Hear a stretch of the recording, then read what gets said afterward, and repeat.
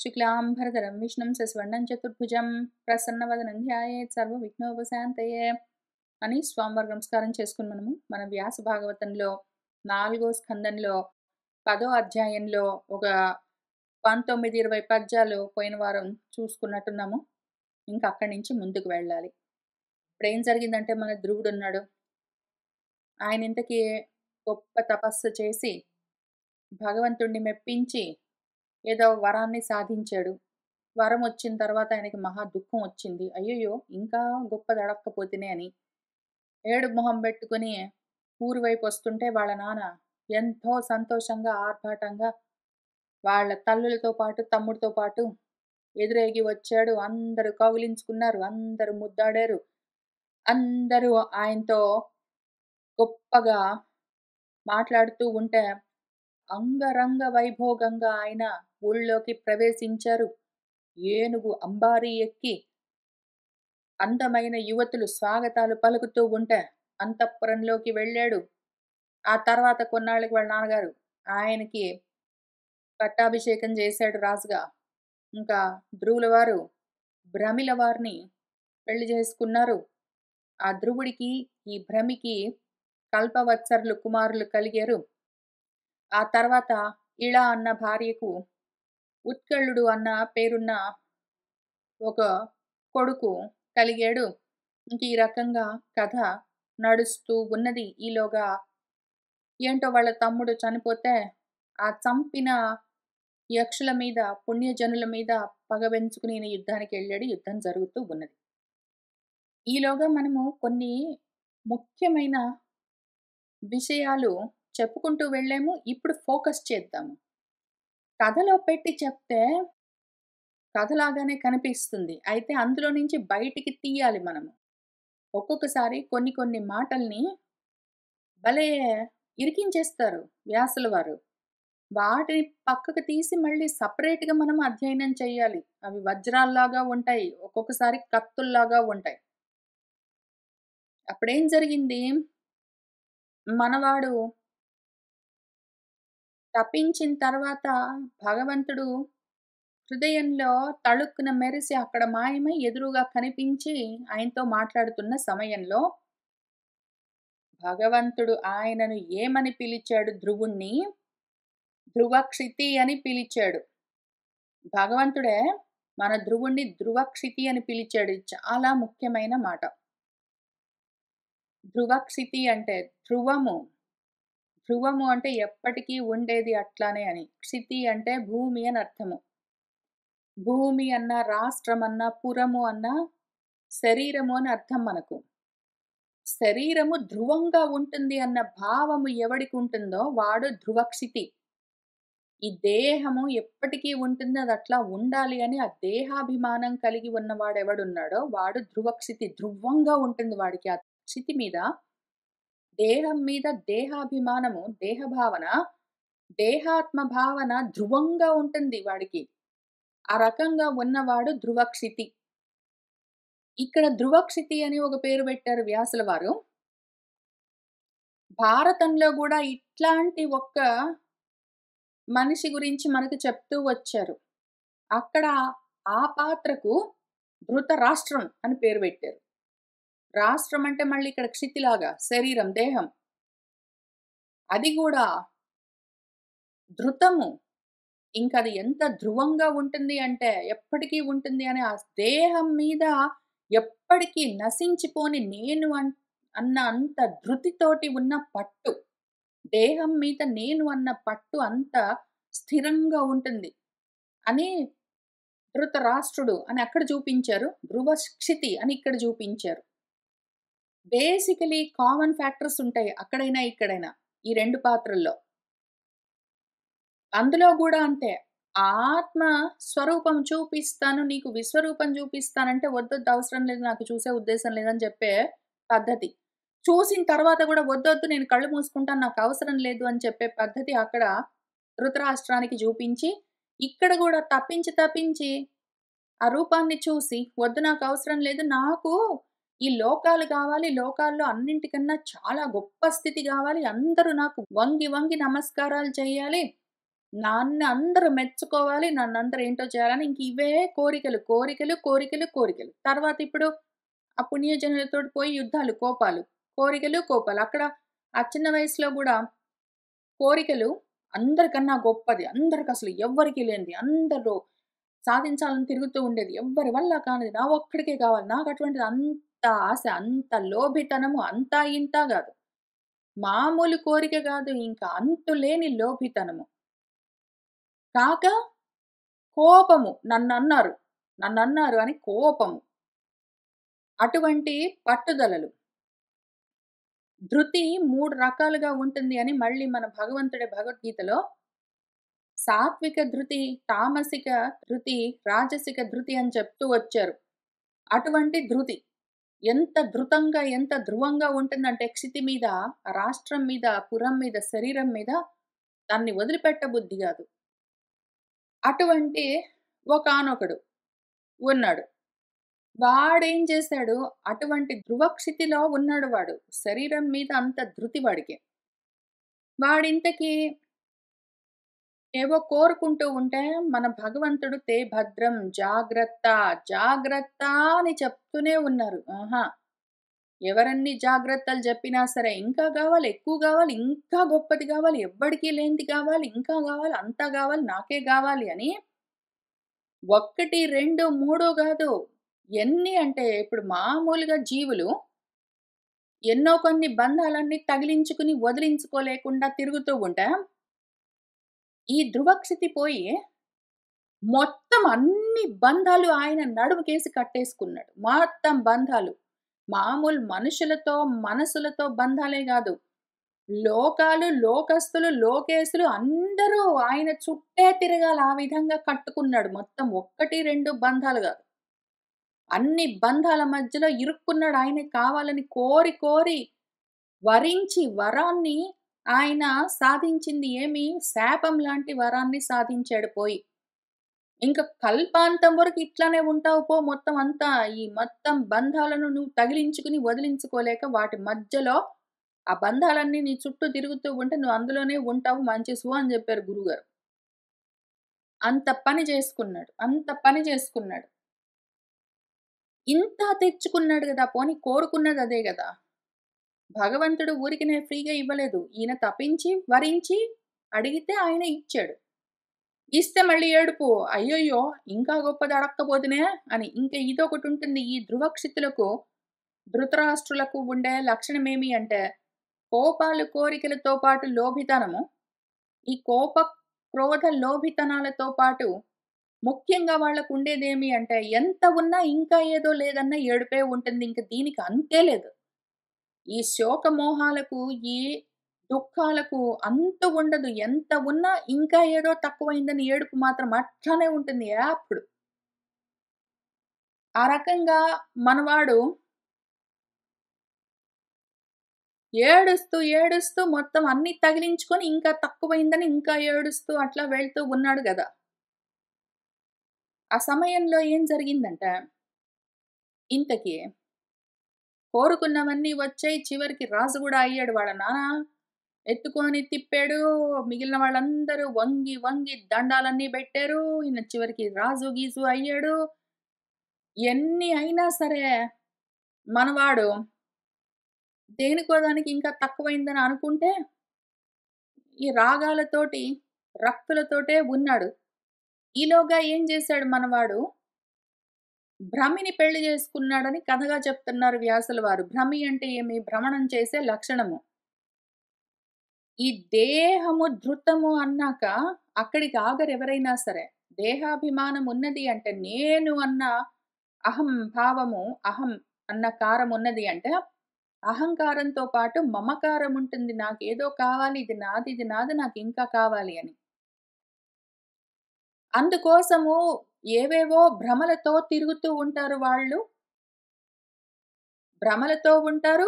తిరుగుతూ ఉండడం అంటే భ్రమిస్తూ ఉంటారు. ఆ భ్రమణం ఉంటుంది. ఈ భ్రమ ఉంటుంది. ప్రమ ప్రజ్ఞానమన్న భ్రమ ఉండదు. ఓన్లీ భ్రమణంతో కూడిన భ్రమ ఉంటుంది. ఆ భ్రమితో ఉన్నాడిప్పుడాయన. అంటే భ్రమలతో ఉన్నాడు. ఇంక పూర్తిగా దిగిపోయాడాయన. శక్తి ఇప్పుడేమి భార్య అన్నది ఎప్పుడు శక్తిగా మనలో ఆధ్యాత్మికంగా ఉన్న శక్తిని భార్యగా చూపిస్తూ ఉంటారు మన వ్యాసుల వారు. కాబట్టి మన ధ్రువక్షితి, మన ధ్రువుడు ఇది ధ్రువం. దేహము ధ్రువము అని ఏ ఆలోచన ఉన్నది అహంభావము, అది భ్రమలతో కూడి ఉన్నది. ఇంకేమక్కడ దానికి కొత్తగా కష్టపడి మనం డీకోడింగ్ చేయవలసిన అవసరమే లేదు. చాలా సింపుల్ మ్యాటర్. ఆ దేహ భ్రాంతి ఉన్నది. ధ్రువము, దేహము ధ్రువము అన్నాక దేహం గురించి భ్రాంతి ఉంటుంది మరి. ఇంక దేహము ధ్రువము అని దేహం మీద భ్రాంతులతో ఉన్నాక వాడికి కాలం ఒకటుంటుంది మరి కర్మలు చేసుకోవాలి. నేను, నాది అన్నాక ఏవో కావాలన్న లోభితనాలు, కోరికలున్నాక, కోపాలేవో ఉన్నాక వాటిని సాధించడం కోసం మరి కర్మలు చేయడానికి కాలం గావాలి. కాబట్టి వాడు కల్పాలు, వత్సరాలు నెట్టుకుంటూ వస్తూ ఉంటాడు. ఇంక అదే పనిగా కాలమంతా గడుపుతూ ఉంటాడు. ఇంకింతే. కాలాన్ని దాటడం ఉండదు. అందులోనే లోబడి ఉండడమే ఉంటుంది. వాడే ఎంత కాలమైనా సరే ఆ దేహాన్ని అట్లా నెట్టుకుంటూ వస్తూనే ఉంటాడు. ఆ రకంగా మన ధ్రువుడు భ్రమలతో, దేహభ్రాంతులతో కల్పాలు కల్పాంతరాల వరకు కూడా ఇంకిక్కడిక్కడిక్కడిక్కడిక్కడిక్కడే తిరుగుతూ ఉంటాడు. ఇంకింతే వీడు. వాడు ఇలని పెట్టుకొని కూర్చుంటాడు. ఇల కావాలి వాడికి. క్షితి కావాలి. క్షితి అన్నా, ఇల అన్నా, ఇడ అన్నా భూమి అని అర్థము. ఇంక భూమికి కల్పాలు, వత్సరాలు అనంతంగా అంటుకొనుంటాడు అప్పడంలాగా. ఇంకేమవుతుంది? ఇంక ఉత్కలన అన్ని కలలు బయటికొస్తుంటాయి. మొత్తం ప్రపంచాన్ని వాడు కలలాగా కంటూనే ఉంటాడు. కాలంలో నడిపిస్తూనే ఉంటాడు. దేహ భ్రాంతులతో ఈ ఇల మీద, భూమి మీద పరిభ్రమిస్తూనే ఉంటాడు వాడు. ఈ రకంగా ఉన్నవాడు కోపాలతో, తాపాలతో, అమర్షలతో తట్టుకోలేని శోచం అంటే శుచము అంటే కన్నీళ్లతో, శోకాలతో వాటితో ఇట్లనే ఉండి ఏం చేస్తాడు వాడు? ఊరుకోడు. ఇన్నున్నవాడు ఊరికెట్లుంటాడు? వాడసలే దేహభావంతో ఉన్నాడు. దేహాత్మ భావనతో ఉన్నాడు. భ్రమలతో ఉన్నాడు. ఆ విధంగా కాలం గడుపుతూ ఉన్నవాడు, భూమి మీద అట్లా భ్రమిస్తున్నవాడు ఊరుకుంటాడా? కోపాలతో, తాపాలతో, మత్సర భావాలతో పోయి మంచి వాళ్ళతో గొడవలన్నీ బెట్టుకుంటాడు. వాడి లక్షణమది. ఈ రకంగా ఉండి వాడు ఏమైపోతాడో అని చూపిస్తూ ఉన్నారు మన వ్యాసుల వారు. ఇందులో ఎంత అందమైన విషయాన్ని పెట్టారంటే ఏమీ లేనట్టే ఉంటుంది. బయట నుంచి పైపైన చూస్తే కథగా ఉంటుంది గానీ, ఇంతా చెప్పి మనవాడు ఇంతకెవరు వాడు ధ్రువుడు. వాడు భ్రమల్లో ఉంటాడు వాడు. కాలం అట్లా గడుపుతూ ఊరుకోకుండా భూమెంతా బయట తిరుగుతూ అక్కడ ఏదో తిందాం, తిరుగుదాం, చూద్దాం, చేద్దామని కోపాలు, తాపాలతోటి మంచి వాళ్ళతోటి గొడవలన్నీ బెట్టుకుని అట్లా నెట్టుకుంటూ వస్తాడు వాడు. ఇంతకీ వాడెవడో? ఇంతకీ ఎవడు వీడు? ఈ ధ్రువుడెవడింతకీ? కథ చెప్తుంటే నువ్వెక్కడో దిక్కులు చూస్తున్నావు. ఏంటో ఉందనుకుంటున్నావేంటి నువ్వు? కాదు. మానవుడో. వాడెవడు? మానవుడు. మనిషి. నువ్వే. మనుషులిట్లా ఉంటారు అని కథ చెప్తున్నాను నేను. అనగనగా ఒక మనిషున్నాడు. వాడికేదో ధ్రువుడన్నాను. వాడికొక నానన్నాను. ఇద్దరమ్మలన్నాను. ఇద్దరు భార్యలన్నారు. నలుగురు పిల్లలన్నాను. ఏంటో చెప్తాను నేను. ఏది చెప్పినా సరే విషయమేంటి నీ గురించే చెప్తున్నాను. అర్థమైతుందా?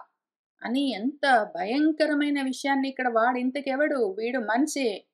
మానవుడు అని చెప్పారు. ఈ మాట చూసేసరికి నా గుండె ఆగిపోయింది. అసలు మామూలుగా అక్కడక్కడ వ్యాసుల వారు చెప్పి ఏదో భగవద్గీతలో గూడా కృష్ణ పరబ్రహ్మం శ్లోకాల్లో గూడా జంతవః అంటారు. వీళ్ళు జంతువులు అని. ఇంకా అంత మాత్రం గూడా గాదిక్కడ. వీడు మనిషే. మనుషులిట్లా ఉంటారు చూసుకో అని చెప్తున్నారాయన. ఇంత డైరెక్ట్‌గా అసలు. కొంచెం గూడా కన్‌ఫ్యూజన్ లేకుండా. మనం ఒకవేళ ఈ రకంగా ఉన్నామంటే దేహం మీద ఇది నేను అన్న భావన వదలట్లేదు మనకి. ధ్రువక్షితులమై ఉన్నాము. దేహ భావన ఇంక ఇంత మాత్రమే నేను. ఇక్కడ ఏ దేహము బాడీ గనిపిస్తుందో ఆ క్షయమైపోతున్న బాడీ, శిథిలమైపోతున్న బాడీ, ఆ రక్తమాంసాలతో నిండి ఉన్న బాడీని జూసుకొని, ఇది నేను అన్న భావనతో ఉన్నవాడు భ్రమలతో ఉంటాడు వాడు. ఉన్నానా నేను? ఈ దేహమే నేనన్న ధ్రువ భావము అంత ధృతి ఆ రాష్ట్రం మీద ఉన్నదా నాకు? ఆ ఆత్మ తెలియకుండా అంధం తమస్సులో, గుడ్డి చీకట్లలో ఆత్మకు దూరమై ఆత్మప్రకాశం లేక గుడ్డితనంతోటున్నానా నేను? అనాత్మలకు దగ్గరై భ్రమలతో ఉన్నానా నేను? ఆ రకంగా రోజులు గడుపుతూ ఉన్నానా? భూమి మీద అట్టాన బ్రతుకుతూ ఉన్నానా నేను? ఎవరు నేనైతే? ఆ రకంగా ఉంటే మరి నన్ను నేను ఎట్లా బాగా చేసుకోవాలి? అని ఆలోచించుకో అని ఇక్కడ మానవుడు అట్లా ఉంటాడు మనిషి. మనుషులు చాలా భాగం ఇట్లానే ఉంటారు. పుణ్యజనులు కొంచెం వేరేగా ఉంటారు. జారిపోతున్న వాళ్ళు, పతనమైపోతున్న మనుషులు ఇట్లా ఉంటారు అని చాలా క్లియర్‌గా పేరు బెట్టి పిలిచి మరి ఒక్కొక్కళ్ళని "నువ్వురా ఇట్లా ఉంటావు. ఉన్నావా చూసుకో, ఉంటే బయటపడు" అని చెప్తూ ఉన్నారు. సరే ఈ విషయం ఎవరికి వాళ్ళు మీరు గూడా ఆలోచన చేస్తూ ఉండండి. ఈలోగా మళ్ళీ మనం కొంచెం కథ చూసుకుందాం. అవసరమైన చోట మళ్ళీ ఆపుకొని మళ్ళీ మనం దాన్ని డీకోడ్ చేసుకుందాం. కథాపరంగా వాళ్ళ తమ్ముడిని ఉత్తముడిని ఎవరో చంపారని ఈయనకు కోపమొచ్చి, పాము బుసలు కొడుతున్నట్టు ఆయన తోక తొక్కిన పాములాగా లేచాడు. బాణాలన్నీ భూరి వర్షంలాగా కురిపిస్తూ ఉన్నాడు. వాళ్ళు గూడా అట్లానే జేశారు. ఇంతకీ ఆ వర్షాల్లో ఈయన మాయమైపోయాడు. శరవర్షంలో, అస్త్రవర్షంలో, ఆయుధ వర్షంలో. దాంతో దివిలో ఉన్న వాళ్ళందరూ హాహాకారాలు జేసి మనిషి మానవుడు పోయినట్టున్నాడు అనుకున్నారు. ఈలోగా మనవాడు మంచు తెరలు తొలగించుకుని భాస్కరుడు ఉదయించినట్టు ఆ రథంతో పాటుగా పైకొచ్చాడన్న చోట పోయిన వారం ఆపినట్టున్నాము. ఇంకక్కడి నుంచి చూసుకుంటూ వెళ్దాము. ధనుః విస్ఫూర్జయన్ దివ్యం ద్విషతాం ఖేదం ఉద్వహన్ అస్త్రౌఘం వ్యధమత్ బాణైః ఘనానీకం ఇవ అనిలః.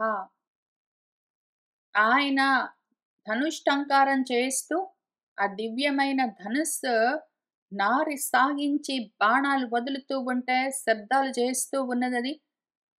ఆ శబ్దము తనను ద్వేషిస్తున్న వాళ్ళ హృదయాల్లో ఖేదాన్ని కలిగిస్తూ ఉండగా, ఆ అస్త్రాల సమూహాన్ని చెల్లాచెదరు చేస్తూ, గాలి మబ్బు తెరలను చెల్లాచెదరు చేసినట్టు చేస్తూ బయటికొచ్చాడు.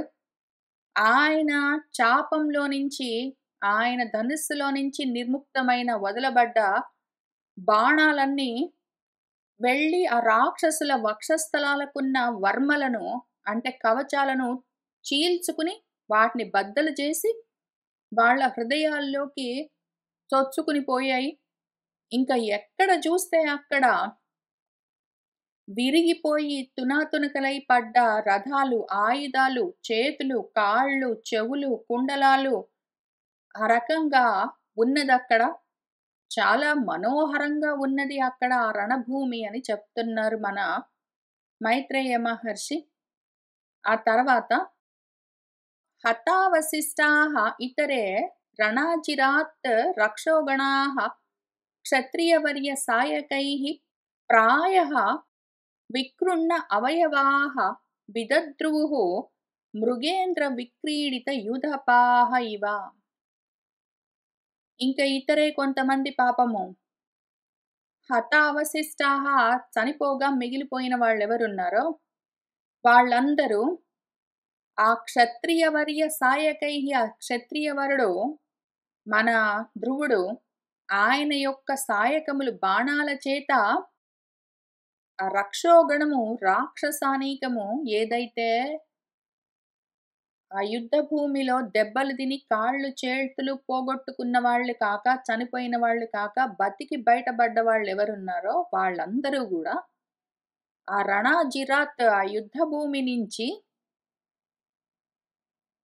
ప్రాయః అంతంత మాత్రంగా వికృన్న అవయవాః విరిగిపోయిన అవయవాలతో చేతులు విరిగి కొంతమంది కాళ్ళు విరిగి కొంతమంది కళ్ళు పళ్ళు పోయి కొంతమంది రకరకాలుగా ఉన్న వాళ్ళందరూ మృగేంద్ర విక్రీడిత యూధపాః ఇవ ఒక మృగరాజు వెంటబడి ఆటలాగా తరుముతూ ఉంటే ఏనుగుల సమూహము ఎట్లా పారిపోతుందో ఆ విధంగా విదుద్రువుః పారిపోయారందరూ. अपश्यमानः सः तत् आततायिनं महामृधे कञ्चन मानवोत्तमः पुरीं दिदृक्षन्नपि न आविशद्विषां न मायिनां వేద చికీర్షితం జనః. సహా మనవాడు ఆ విధంగా ఆ మహామృధే ఆ మహాయుద్ధంలో ఆతతాయినం ఆ ఆతతాయిలు మన వాళ్ళందరూ కంచన అపశ్యమానః ఇంకెవ్వరూ కానరావట్లేదు. ఆ యుద్ధంలో చనిపోయిన వాళ్ళు పోయారు, అక్కడ పడున్నారు. ఎంతో కొంత బతికి బయటపడ్డ వాళ్ళు పారిపోయారు. ఇంకా చుట్టుపక్కల ఎవ్వరూ కనిపించట్లేదు. ఊరు గూడా లోపలేం జరుగుతుందో తెలియట్లేదు. క్వైట్‌గా ఉన్నది. మన మానవోత్తముడికి, మన ధ్రువుడికి ఆ పురిని దిదృక్షన్ చూడాలన్న కోరిక ఉన్నా అపి కూడా ఆయన ఆ ద్వేషుల యొక్క ఆ పురిలోకి నా అవిసత్ లోపలికి ప్రవేశించలేదు. ఆయన ఊరవతల నుంచే ధనుష్టంకారాలు చేస్తే, శంఖనాదాలు చేస్తే వాళ్ళు బయటికొచ్చారు. యుద్ధం ఇక్కడే బయటే జరిగింది ఊరవతల.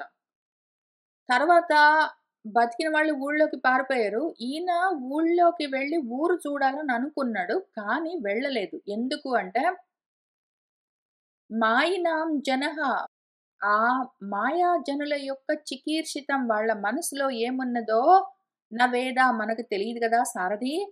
వెళ్తే మనకే అపాయము, మంచిది గాదు. వాళ్ళు చాలా మాయల వాళ్ళు అని సారథికి చెప్తూ ఉన్నాడాయన. इति ब्रुवन् चित्ररथः स्वसारथिं यत्तः परेषां प्रतियोगशङ्कितः शुश्रावशब्दं जलधेरिव ईरितं నభస్వతః దిక్షుః రజః అన్వదృశ్యత. ఇది ఈ విధంగా మన చిత్రరథుడు ఆ అందమైన రథంలో ఉన్నవాడు స్వసారథిం తన సారథితో భ్రువన్ అంటూనే ఉన్నాడు. సారథి లోపలికి వెళ్ళాలంటే వాళ్ళు మాయలు తెలిసిన వాళ్ళు కాబట్టి మనం వెళ్తే మనకు మంచిది కాదు, వాళ్ళు ఏం చేస్తారో తెలియదు కదా అని అంటూ ఉండగానే అంటూ ఊరికనే లేడినా పరేషాం ప్రతియోగ శంకితః ఆ శత్రువులు ఇంకేదో ఒక మాయలు పన్నుతారు అని అనుమానిస్తూనే యత్తః చాలా అప్రమత్తుడయ్యే ఉన్నాడైన, ప్రిపేర్డ్ గానే ఉన్నాడు.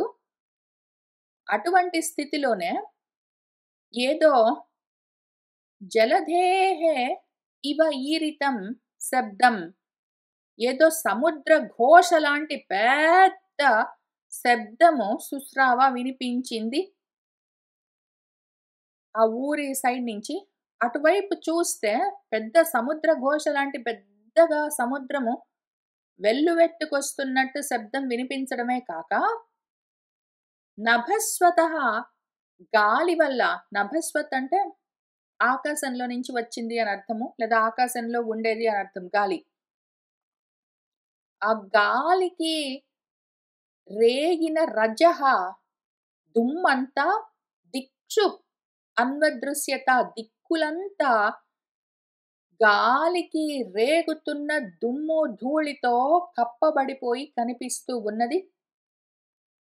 క్షణంలోనే క్షణేన ఆచ్ఛాదితం వ్యోమ ఘనానీకేన సర్వతః విస్ఫురత్ తాడితాత్ దిక్షు త్రాసయన్ స్థనయత్నునా. క్షణంలోనే సర్వతః అన్ని వైపుల నుంచి ఇంక వాళ్ళు మాయలు మొదలుపెట్టారు. ఎందుకంటే వాళ్ళు యక్షులు, రాక్షసులు, గంధర్వులు మొదలైన వాళ్ళందరూ మాయలు తెలిసిన వాళ్ళు, మాయా యుద్ధాలు చేయగలరు. కాబట్టి వాళ్ళు ఏం చేశారంటే ఇప్పుడు వాళ్ళ మాయతో అక్కడ పెద్ద దుమ్మును సృష్టించారు. దాంతో పాటే అన్ని వైపుల నుంచి ఘనానీకేన మబ్బుల సమూహము, మబ్బులు గుంపులుగా మొత్తము వ్యోమ ఆకాశమంతా ఆచ్ఛాదితము కప్పేశాయి. ఆ మబ్బుల సమూహాలన్నీ ఆకాశమంతా మబ్బులతో నిండిపోయాయి. దిక్కులన్నీ దుమ్ముతో నిండిపోతూ ఉన్నాయి. అంతేకాక ఈ ఆకాశంలో అల్లుకున్న ఆ మబ్బులన్నీ స్తనయిత్రున పిడుగులతో త్రాసయన్ భయపెడుతూ తడిత తటిల్లతికలు మెరుపు తీగలతో విస్ఫురత్ తళుక్కున మెరుస్తూ ఉన్న వెంటనే మెరుస్తున్న మెరుపు తీగలతో దిక్కులను ఉరుములతో సహా భయపెడుతూ ఆ మబ్బులన్నీ ఆకాశం నిండా క్షణంలో కప్పుకున్నాయి. వవృషుః రుధిరౌఘ అసృక్ పూయ విట్ మూత్ర మేధసః నిపేతుః గగనాత్ అస్య కబంధాని అగ్రతః అనగా ఇంకా అస్య అగ్రతః మన ధ్రువుడి ముందు ఆయన రథం ముందు మన మబ్బులేం చేశాయి, రుధిర ఓగము రక్తపు ధారలు వవృషుః కురిపిస్తూ ఉన్నాయి. రక్తము మాత్రమే కురిపించట్లేదు ఆ మబ్బులు, అస్రుక్ కన్నీళ్లు కూడా, పూయము పస్ అంటాం కదా, చీము, విట్ మలము, మూత్రము, మేధస్ అంటే కొవ్వు, శరీరంలో ఎన్ని రకాలవి ఉంటాయో అన్ని వాళ్ళు ఆ మబ్బుల్లో నుంచి కురిపిస్తూ ఉన్నారు మన ధ్రువుడి పైన, ఆయన చుట్టూ, ఆయన ముందు. అంత మాత్రమే కాదు, కబంధాన్ని మొండేలను, తలల్లేని మొండేలను కూడా ఆయన ముందు గగనాత్ ఆకాశం నుంచి నిపేతుహు పడేస్తూ ఉన్నారు. ఆ రకంగా ఉంది అక్కడ మాయా యుద్ధము అనగా అని మైత్రేయ మహర్షి మన విదురుడికి చెప్తూ ఉన్నాడు. తతః ఖే అదృశ్యత గిరిః నిపేతుః సర్వతో దిశం గదా పరిఘ నిస్త్రింస ముసలాః సా అస్మ వర్షిణః. ఏదో రక్తము, మలము, మూత్రము, చీము, ఏదో కొవ్వు, మొండాలు ఇవే కాదు, ఇంకా ఉన్నాయి అక్కడ. సర్వతో దిశం అన్ని దిక్కుల నుంచి పెద్ద పెద్ద గిరులన్నీ, కొండలన్నీ బయలుదేరి వచ్చి ఆకాశంలో నుంచి గదలను, పరిగలు అంటే ఇనుప గుదియలను, నిస్త్రింసలంటే కత్తులను, ముసలాలు అంటే రోకళ్లను, అశ్మాలను అంటే బండరాళ్లను వాటిని వర్షిస్తూ ఉన్నాయి. ఇంకా అక్కడికే అయిపోలేదు. అహయః అసన్ని నిశ్వాసాః వమంతః అగ్నిం వృషాక్షిభిః అభ్యధావన్ గజాః మత్తాః సింహ వ్యాఘ్రాః చ యూధసః. అగ్నిం వమంతః అగ్నులు కక్కుతూ, అసన్ని నిశ్వాసాః ఏదో పిడుగులలాగా పిడుగు పాట్లని నిశ్వసిస్తూ ఉన్నట్టుగా ఉన్న పాములు, వృషా అక్షిభిః ఎరుపెక్కి కోపంతో రౌద్రంతో ఉన్న కళ్ళతో ఉన్నాయి. అవన్నీ కూడా వాటితో పాటే మత్తెక్కిన ఏనుగులు, మదించి ఉన్న ఏనుగులు పిచ్చెక్కినట్టు, వాటితో పాటే సింహాలు, వ్యాఘ్రాలు, పెద్ద పులులు ఇవన్నీ యూథసహ గుంపులు గుంపులుగా మన ధ్రువుడి పైకి అభ్యధావన్ ఆయన వైపుకి పరిగెడుతూ ఉన్నాయి. సముద్రః ఊర్మిభిః భీమః ప్లావయన్ సర్వతో భువం ఆససాద మహాహ్రాదః కల్పాంతే ఇవ భీషణః.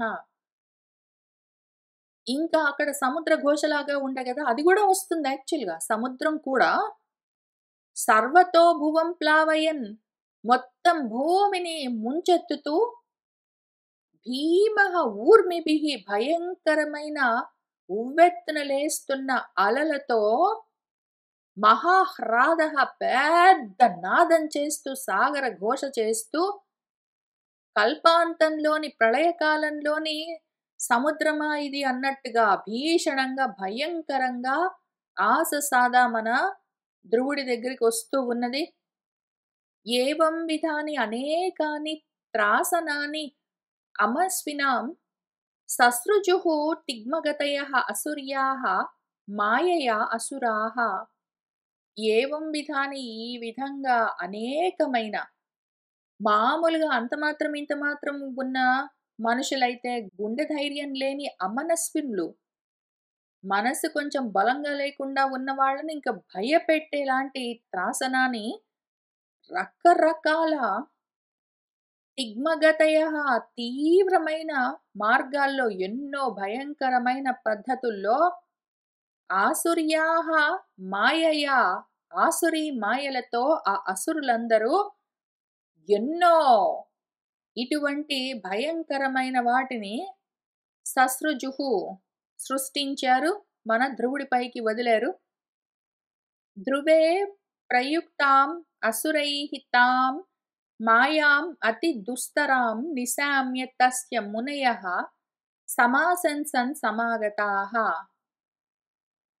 ఈ విధంగా ధ్రువుడి పైన ప్రయుక్తాం ప్రయోగించబడ్డ తాం అసురైః మాయాం అతి దుస్తరాం ఆ దాటరాని ఆ ఆసురీ మాయను చూసి నిశామ్య అక్కడ సమాగతాః మునయః ఈ యుద్ధం చూడ్డానికొచ్చిన మునులందరూ తస్య సం ఆశంసన్ ఆయన గురించి మంచి జరగాలని కోరుకున్నారు. ఆయనకు మంచి మాటలేవో చెప్తూ ఉన్నారు. ఆశీర్వచనాలు చేస్తున్నారు. మునయః ఊచుః మునయః మన మునులేమంటున్నారంటే ఔత్తానపాదే భగవాన్ తవ శార్ంగధన్వా దేవః క్షిణోతు అవనత ఆర్తిహరః విపక్షాన్ యన్నామధేయం అభిధాయ నిశమ్య చ ఆద్ధా లోకః అంజసా తరతి దుస్తరం అంగా మృత్యుం అని వాళ్ళు అంటున్నారు. నాయనా ఔత్తానపాద అంటే ఉత్తానపాదుడి పుత్రుడైన ఓ ధ్రువ, భగవంతుడు ఆ శార్ంగధన్వుడు శార్ంగమన్న ధనస్సును కలిగిన భగవంతుడు దేవుడు తవ విపక్షాన్ నీ విపక్షులను నీ శత్రువులను అవనత ఆర్తిహరః నమస్కరించిన వాళ్ళ ఆర్తిని తొలగించే ఆ భగవంతుడు నీ శత్రువులను క్షిణోతు క్షయింపజేయుగాక.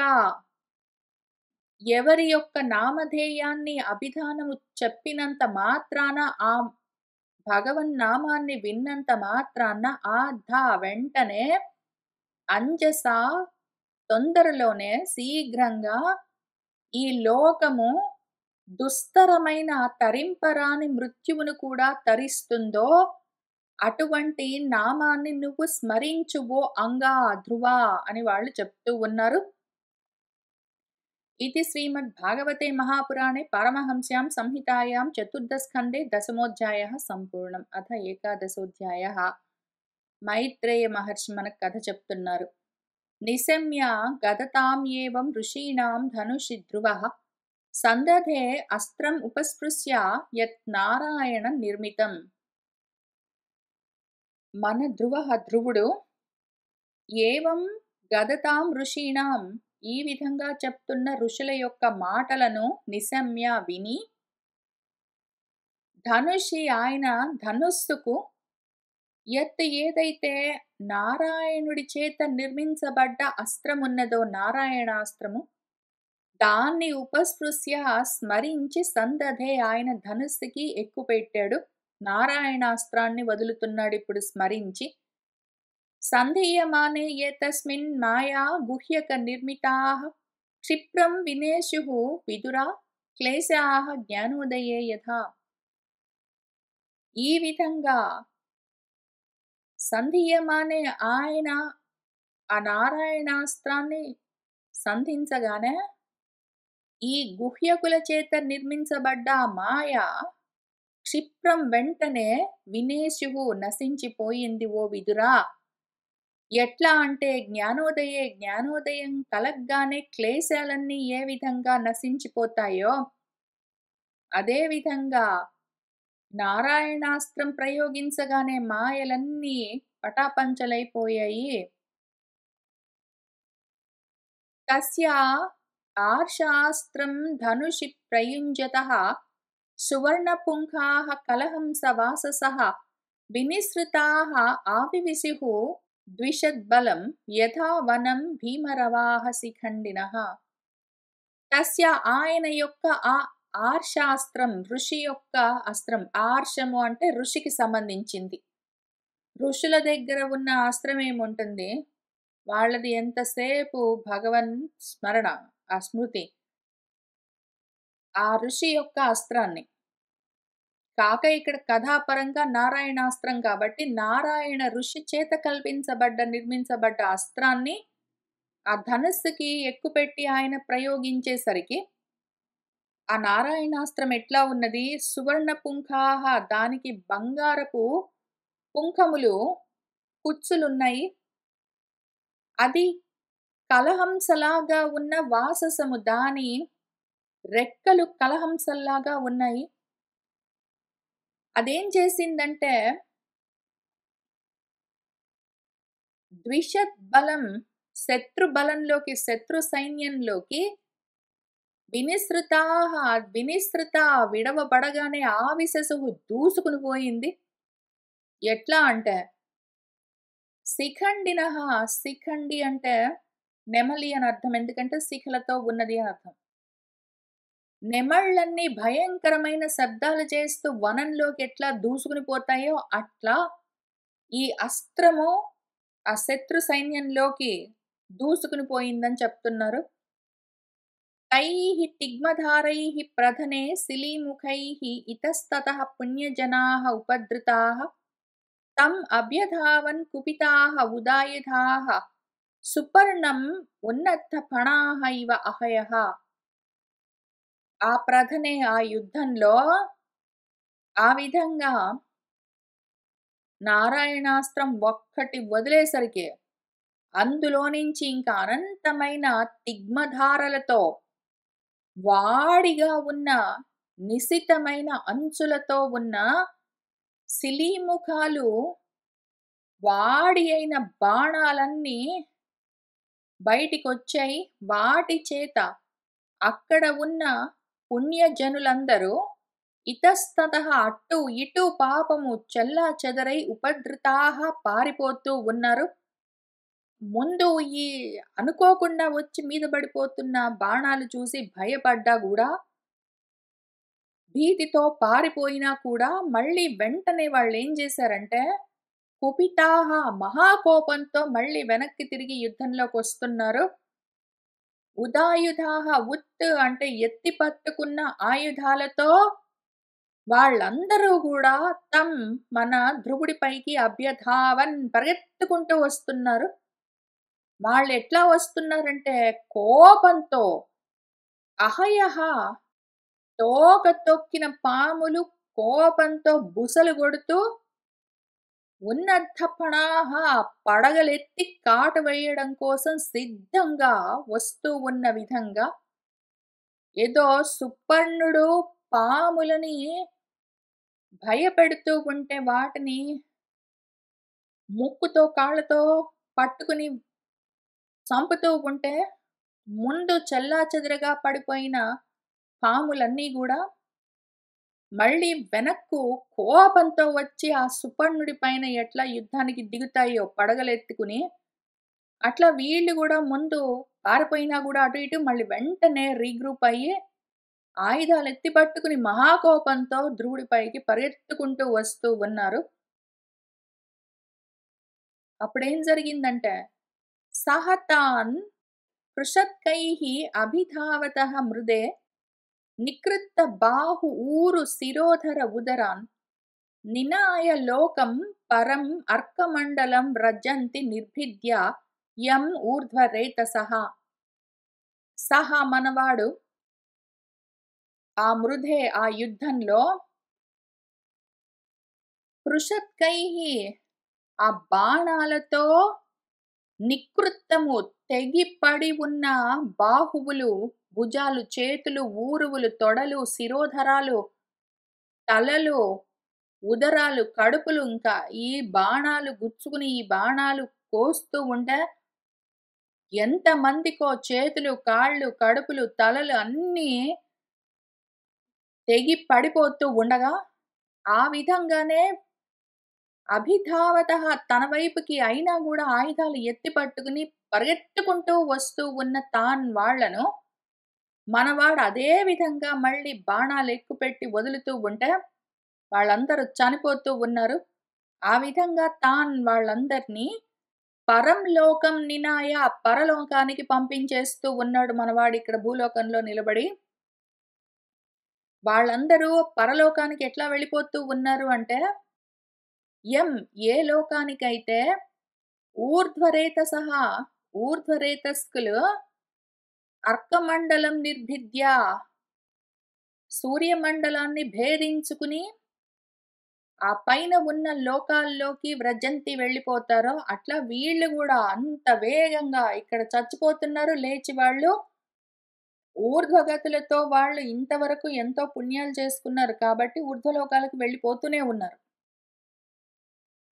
తాన్ హన్యమానాన్ అభివీక్ష్య గుహ్యకాన్ అనాగసః చిత్రరథేన భూరిసః ఔత్తానపాదిం కృపయా పితామహః మనుః జగాద ఉపగతః సహ ఋషిభిః. ఆ విధంగా చిత్రరథేన చిత్రమైన రథంతో ఉన్నవాడు ధ్రువుడు. ఆయన చేత పాపము ఆ గుహ్యకులు, ఆ పుణ్యజనులు అనాగసః అగస్ అంటే పాపము. అనాగసులు అంటే ఏ పాపం లేని వాళ్ళు. వాళ్ళు చేసిన తప్పేమీ లేదు. అంటే వీళ్ళ తమ్ముడిని చంపారు గదా! అంటే వాళ్ళ తమ్ముడిని వీళ్ళందరూ కలిసి చంపలేదు. వాళ్ళ తమ్ముడు ఏం చేశాడో తెలీదు మనకి. ఏ కారణానికి అందులో ఉన్న ఒకవాడు ఈయనని చంపాడో తెలీదు.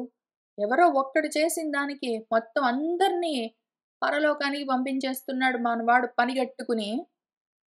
ఆ రకంగా ఏ పాపం లేని వాళ్ళని, పుణ్యజనులను, ఆ గుహ్యకులను, వాళ్ళను ఈ విధంగా భూరిసహ భయంకరంగా ఎంతో మందిని ఆ భయంకరమైన రథంలో వచ్చి మన ధ్రువుడు హన్యమానాన్ వాళ్ళట్లా చంపేస్తుంటే ఆ విధంగా చనిపోతున్న వాళ్ళను అభివీక్ష చూసి మన పితామహః మనుః ఔత్తానపాదుడు ధ్రువుడి యొక్క తాతగారు స్వయంభువ మనువు అక్కడికొచ్చారు. సహ ఋషిభిః ఉపగతః ఋషులందరితో పాటు ఆయన అక్కడికి వచ్చి కృపయా దయతో ఔత్తానపాదిం మన ధ్రువుడికి ఈ విధంగా జగాద చెప్పారు. మన ధ్రువుడితో ఆయనొచ్చి మాట్లాడుతున్నారు. ఈ విధంగా భయంకరమైన యుద్ధంలో అందరినీ బీభత్సంగా సంహరిస్తున్న ధ్రువుణ్ణి చూసి వాళ్ళకేం పర్వాలేదు. వాళ్ళు పుణ్యాలు చేసుకున్నారు. పరలోకాలకు వెళ్ళిపోతున్నారు. వాళ్ళు చేరుకోవలసిన లోకాలకు వాళ్ళు పోతున్నారు గాని, ధ్రువుడేమైపోతున్నాడు? జారిపోతున్నాడు, నశించిపోతున్నాడు. అధోలోకాల పాలు అయి ఆయన చ్యుతమైపోతున్నాడని చూసి, ఆ ధ్రువుడి పైన దయతో మన మనువు గారొచ్చారు. గురువుగారు, తాతగారు ఉపదేశం చేయడం కోసం. ఇంకిక్కడి నుంచి మన మనువు గారు చేసే ఉపదేశం ఉంటుంది. ఎవరికి చేస్తున్నారు మనువు? ఈ విధంగా కోపాలతో, తాపాలతో, కోరికలతో, లోభితనాలతో, భ్రమలతో, మాయలతో జారిపోతూ ఉన్న వాళ్ళెవరున్నారో మనుషులు, వాళ్ళందరికీ చేస్తూ ఉన్న మహోపదేశం ఇది. బ్రహ్మోపదేశం మనందరికీ చేస్తూ ఉన్నారు. కాబట్టి దీన్ని మనం అదే విధంగా జాగ్రత్తగా చదువుకుంటూ వెళ్దాము. ధ్రువుడని ఒకాయనున్నాడు. వాళ్ళ తాతగారు ఆయనకేంటో చెప్పాడు కాదు. ధ్రువుడు నేనే. మానవః మనిషిని. ఈ మనుషులందరూ ఎక్కడి నుంచొచ్చారు? ఆ మనువు నుంచి, మననాత్ ఆ ఆలోచన నుంచే వచ్చాం మనము. అక్కడి నుంచే వచ్చాం. అదే మనకి మార్గం చూపిస్తుంది. అదే మనకి ఉపదేశం చేస్తుంది. జారిపోతూ ఉన్న సమయంలో మహాకోపాలతో అందరిని హింసిస్తూ ఆత్మద్రోహం చేసుకుని చ్యుతమైపోతున్న నాకు చేస్తూ ఉన్న ఉపదేశము. దాన్ని తెలుసుకుంటూ వెళ్దాము. అలం వత్స అతిరోషేణ తమోద్వారేణ పాప్మనా ఏన పుణ్యజనాన్ ఏతాన్ అవధీహి త్వం అనాగసః. వత్స నాయన, అలం చాలు. ఈ అతిరోషేణ అలం, ఈ మహాకోపము చాలింక. ఈ కోపము, ఈ రోషము తమోద్వారము. ఇది నరక ద్వారము నాయన. తమస్సులోకి, అంతం తమస్సులోకి, కట్టిక చీకట్లలోకి అంధకార బంధురమైన అజ్ఞానపు చీకట్లలోకి తీసుకుని వెళ్తుంది ఈ కోపము. మళ్ళీ మనకు భగవద్గీతలో గూడా భగవంతుడు ఈ కోపము, ఈ కామము ఇవే మనకు నరక ద్వారాలని చెప్పారు. అవి తమోద్వారాలవి. చీకట్లలోకి మార్గాలవి. చీకట్లోకి వెళ్ళిపోతున్నావు అజ్ఞానంలోకి. ఆత్మకు దూరమై, ఆత్మ ప్రకాశానికి దూరమై నువ్వు జారిపోతూ ఉన్నావు. ఇది మహాపాపిష్టిది. ఈ కోపం ఇంక చాలు. ఈ కోపంతోటే నువ్వు అనాగసహ పాపము లేని ఆ పుణ్య జనాలను వీళ్ళందరినీ నువ్వు అవధీహి సంహరించావు. అనవసరంగా అక్కర్లేని కోపంతో ఇంతమందిని సంహరించావు. వాళ్ళ సంగతి సరే, నువ్వేమైపోతున్నావు చూసుకుంటున్నావా? నా అస్మత్ కులోచితం తాత కర్మ ఏతత్ సత్ విగర్హితం వదహ యత్ ఉపదేవానాం ఆరబ్ధః తే అకృత ఏన సాం.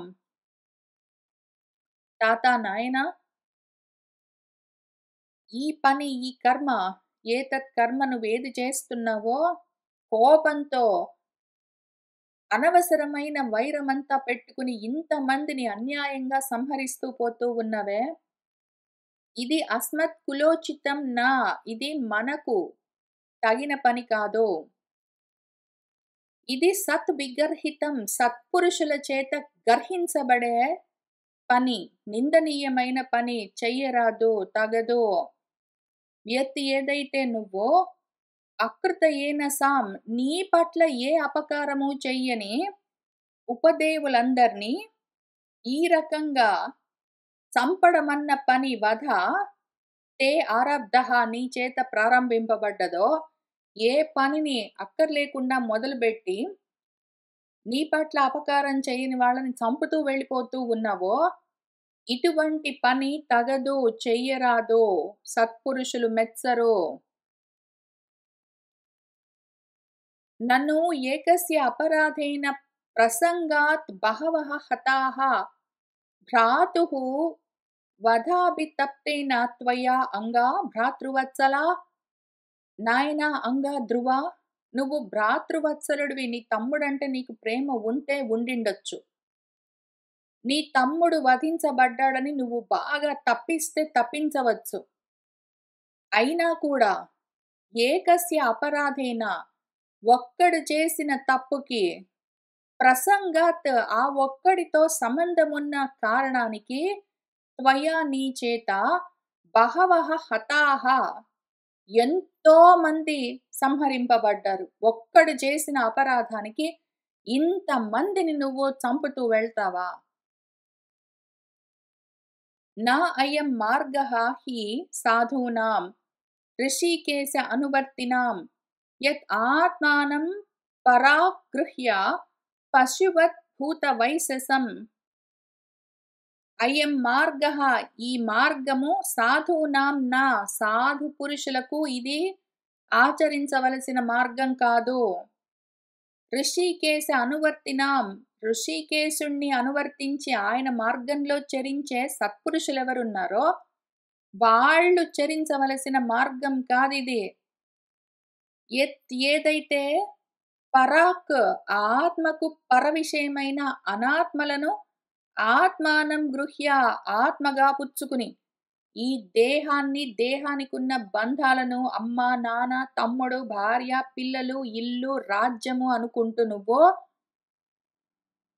ఆత్మకు పరాక్ విషయాలన్నింటినీ ఆత్మగా, అనాత్మ విషయాలను ఆత్మగా పరిగ్రహించి పశువత్, పశువులాగా ఈ భూత వైశసం, ఈ ప్రాణి హింసను చేస్తున్నావే, ఇది సన్మార్గంలో ఉన్న వాళ్ళు ఆచరించవలసిన, పాటించవలసిన మార్గం కాదు, చెయ్యరాదు, తప్పు. అనాత్మలతో సంబంధం ఉన్నవాళ్ళు, అనాత్మ మార్గంలో ఉన్నవాళ్ళు మాత్రమే పశువుల్లాగా ప్రవర్తిస్తున్న వాళ్ళు చేసే పని. బుద్ధి పెట్టి ఆలోచించే మనుషులు చేయవలసిన పని కాదు. సర్వభూతాత్మభావేన భూతావాసం హరిం భవాన్ ఆరాధ్య ఆప దురారాధ్యం విష్ణోః తత్పరమం పదం.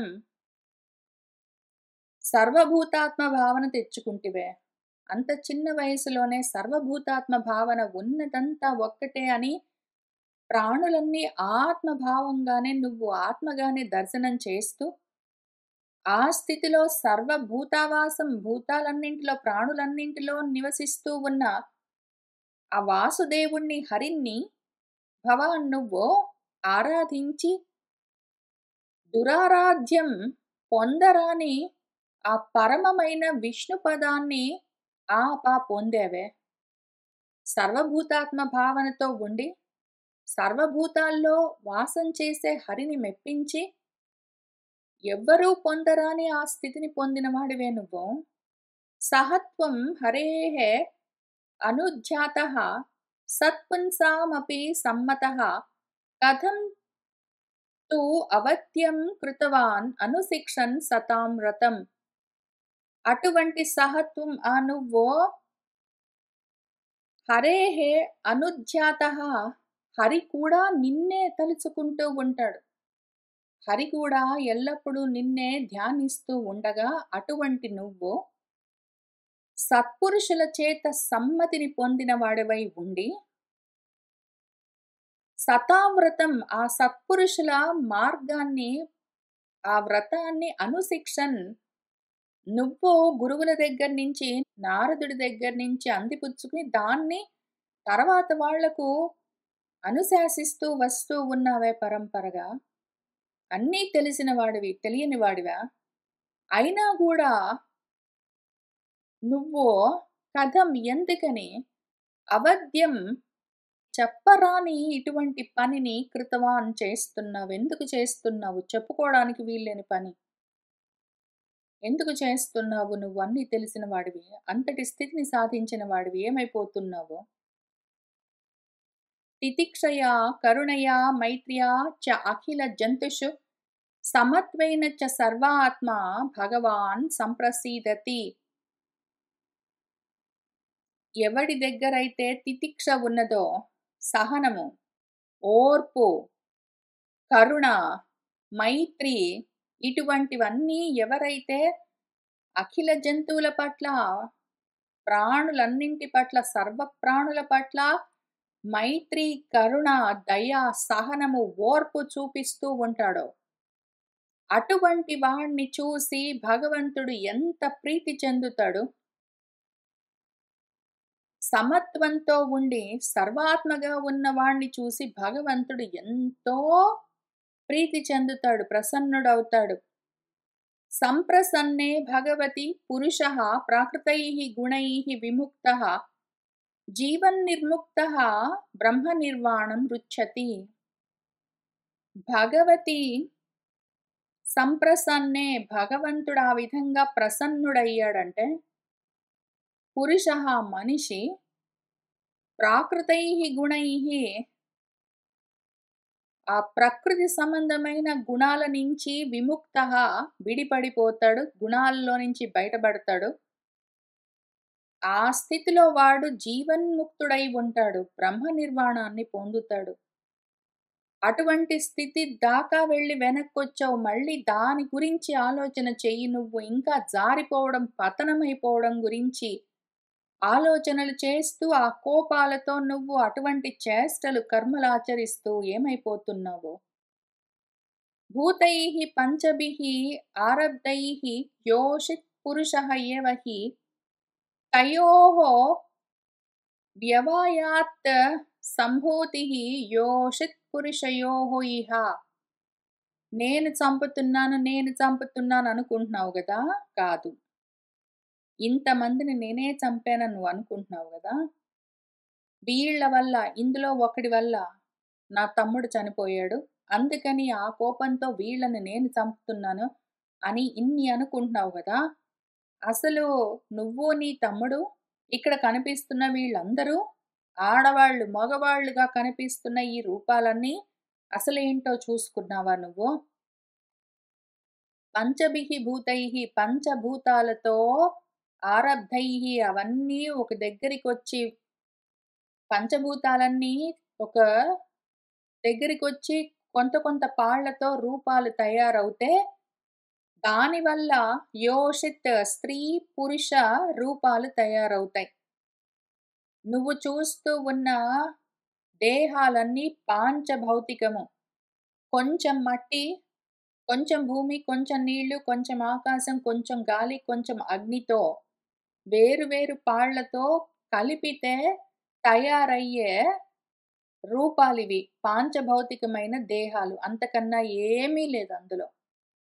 మళ్ళీ ఇటువంటి ఆడ, మగ రూపాలు ఆ మట్టి, నీళ్లు, గాలి, నిప్పు వాటితో ఎట్లా తయారయ్యాయో, ఆ తయారైన రూపాలు మళ్ళీ కలిస్తే తయోః వ్యవయాత్ మళ్ళీ ఆ ఆడ, మగ రూపాలు కలిస్తే మళ్ళీ అందులో నుంచి యోషుత్ పురుషయోః మళ్ళీ ఆడ, మగ రూపాలు సంభూతి బయటకొస్తాయి. ఇంతే గదా! ఏమైనా ఉందా అందులో పెద్ద ఘనకార్యం, గొప్ప విషయము?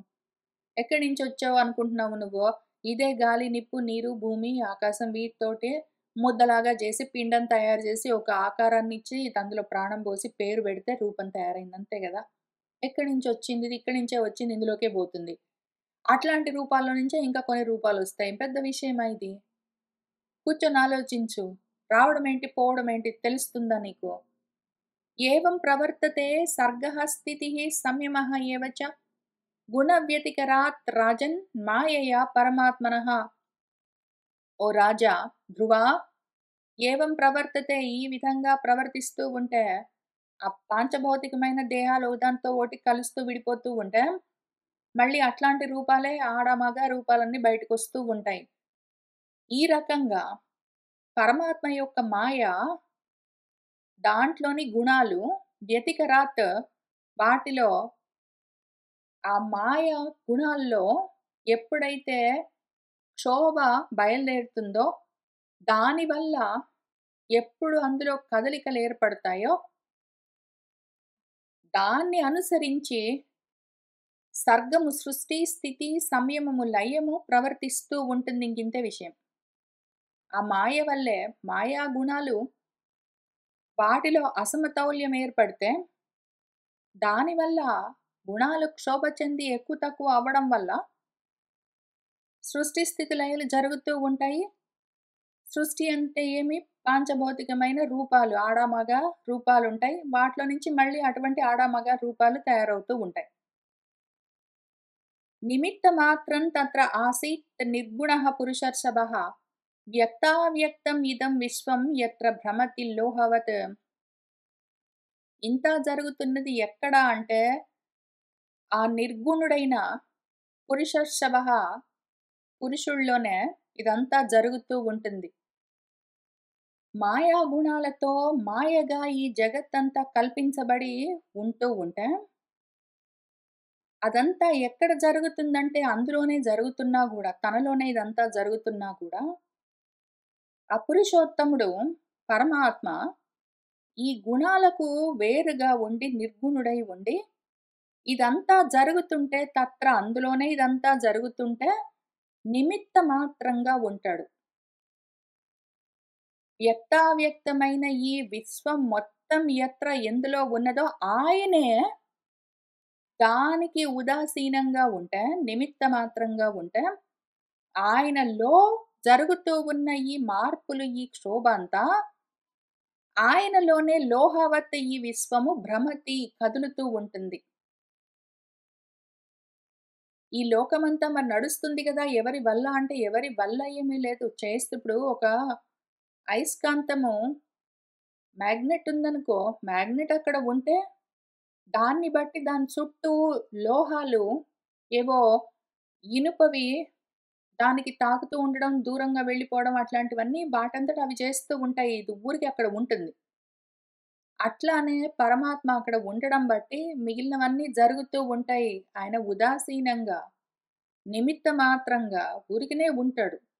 ఆయన కోరుకోడు, వద్దనుకోడు, చెయ్యడు, కావాలి అనడు, పుచ్చుకోడు, వదిలిపెట్టడు. ఊరికనే ఉంటాడు. సహ కల్మిదం భగవాన్ కాలశక్త్యా గుణప్రవాహేణ విభక్త వీర్యః కరోతి అకర్త ఏవ నిహంతి అహంత చేష్టా విభూమ్నః ఖలు దుర్విభావ్య. సహ భగవాన్, ఆ భగవంతుడు తన కాలశక్తితో గుణ ప్రవాహంతో ఇవన్నీ జరుగుతూ ఉంటే నిమిత్త మాత్రంగా ఉదాసీనంగా సాక్షివత్ చూస్తూ ఉంటారు. అయితే విభక్త వీర్య వాటికి వేరుగా ఉంటారు. ఉండి ఇదం ఈ మొత్తం విశ్వాన్ని ఆయన అకర్త అయి ఉన్నా కూడా కరోతి చేస్తూ ఉన్నట్టుగా ఉంటుంది. ఆయన అహంత సంహారం చెయ్యడు, అయినా కూడా నిహంతి వాటిని సంహరిస్తూ ఉంటాడు. ఆయన కర్త కాదు, అకర్త. కానీ కర్మలు చేస్తున్నట్టుగా ఉంటుంది. ఆయన హంతకుడు కాదు, అయినా కూడా సంహారం చేస్తున్నట్టు ఉంటుంది. విభూమ్నః అంత అయి ఉన్న ఆ పరాతత్వం యొక్క చేష్ట దుర్విభావ్యాఖలు భావించ శక్యము కాదు, మనము ఆలోచించి అర్థం చేసుకోవడం కష్టము అని చెప్తూ ఉన్నారు. సహ అనంతః అంతకరః కాలః అనాదిః ఆదికృత్ అవ్యయః జనం జనేన జనయన్ మారయన్ రుచినా అంతకం. ఈ పద్యం ఇంతకు ముందు కూడా కపిల భగవానుడు దేవహూతికి చెప్తున్న ఉపదేశంలో కూడా వస్తే చూసుకున్నాము. మళ్ళీ ఇక్కడ వచ్చింది. సహా ఆ భగవంతుడు అనంతుడు, ఆయనకు అంతం లేదు, కానీ అన్నింటినీ అంతం చేస్తూ ఉంటాడు కాలస్వరూపంగా. ఆయన అనాది, ఆది లేనివాడు, కానీ అన్నింటినీ సృష్టిస్తూ ఉంటాడు. ఆయన అవ్యయంగా ఎప్పుడూ ఉంటాడు. ఎట్లా చేస్తాడు ఈ సృష్టి, ఈ సంహారము అంటే? ఎందుకు అంటే ఆయన అకర్త, కానీ కర్మలు జరుగుతూ ఉంటాయి. ఆయన అహంత, కానీ హననము, సంహారం జరుగుతుంటుంది. అంటే ఎట్లా జరుగుతుంటుంది అంటే ఇంతే, జనం జనేన జనయన్. జనాలను జనాలతో జన్మింపజేస్తుంటాడు. మనుషుల్లో నుంచి మనుషుల్ని, చెట్లలో నుంచి చెట్లను, పక్షుల్లో నుంచి పక్షులను తీస్తుంటాడు. ఆయన కూర్చొని సెపరేట్‌గా ఏం జేయడు. అవే ఒక దాంట్లో నుంచి ఒకటి, ఓ దాంట్లో నుంచి ఒకటి వస్తుంటాయి ఈయన ఉన్నంత మాత్రాన. అట్లానే మృత్యున అంతకం మారయన్, మృత్యు రూపంగా, కాల రూపంగా, కాలమే మృత్యువు. ఆ రూపంగా అన్నింటిని అంతం చేస్తూ, అంతం చేస్తున్న వాటిని అంతం చేస్తూ ఆ రకంగా ఉంటారు. చనిపోవడం ఎట్లా జరుగుతుందంటే, హార్ట్ అటాక్ వచ్చో, లేకపోతే క్యాన్సర్ వచ్చో, లేకపోతే యాక్సిడెంట్ అయ్యో, లేకపోతే ఊరికే కూర్చొని ఉండి పోవడమో అట్లాంటివన్నీ మారకాలు. మారకాలతో మారణం చేస్తూ ఉంటారు. జనకాలతో జన్మింపజేస్తూ ఉంటారు. ఆయనేమి చేయరు. ఆయన అక్కడ ఉంటారు. అన్నీ జరిగిపోతూ ఉంటాయి ఆయన వల్లే. ఎందుకంటే ఆయన ఉన్నారు కాబట్టి అవన్నీ జరుగుతుంటాయి. ఏదో ఆకాశంలో సూర్యుడుంటే కింద భూమి మీద కర్మలు జరుగుతున్నట్టు, ఆయన ఊరికినే నిమిత్త మాత్రంగా అక్కడ ఉంటారు. అవన్నీ జరుగుతూ ఉంటాయి. నువ్వు చంపానని అనుకుంటున్నావు. నువ్వు నిమిత్త మాత్రం అనుకోవట్లేదు. నేను చేశాననుకుంటే అహంకారం చుట్టుకుంటుందొచ్చి. దానివల్లే ఈ మోహము ఇంత భ్రాంతి కలుగుతుంది అని మన స్వయంభువ మనువు చెప్తూ ఉన్నారు. ఇవాల్టికి ఇక్కడికి ఆపుతున్నాను. మిగిలింది మనం మళ్ళీ వచ్చే వారం కలిసి కూర్చొని చదువుకుంటూ ముందుకు వెళ్దాము. సర్వం శ్రీకృష్ణ పరబ్రహ్మ పాదారవిందార్పణమస్తు.